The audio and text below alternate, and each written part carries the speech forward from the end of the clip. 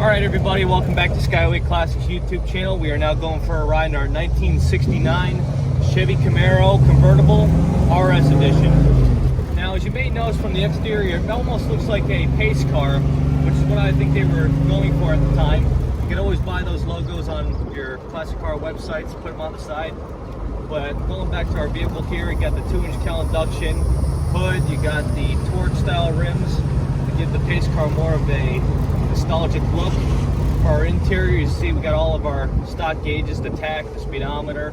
We even got our little RS gauges in the console, which show that this was an RS edition car. 4-speed manual. We got the wooden wheel here with tilt column to help with people, especially like me, with longer legs. Going down the road, she's very smooth. And with that 350, she got little headers underneath, chrome intake, chrome valve covers to spice it up a little bit. But yeah, she's a fun little car to drive in. Definitely will turn some heads. As for now though, we have to get her turned around and up on the lift. Please stay tuned to see the underneath.